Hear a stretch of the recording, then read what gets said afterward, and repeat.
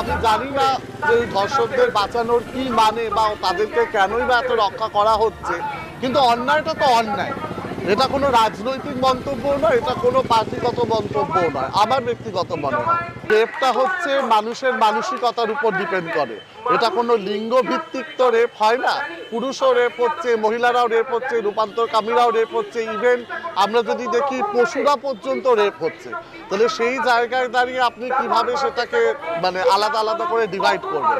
That means the Cognizant is the rape. আমরা রেপটাকে নিয়ে কথা যদি বলি, তো সেখানে মানসিকতাটা বদলালে বেটার হয়।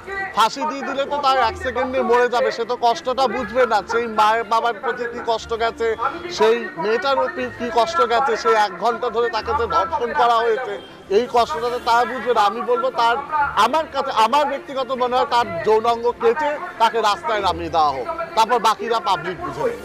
মিছিলে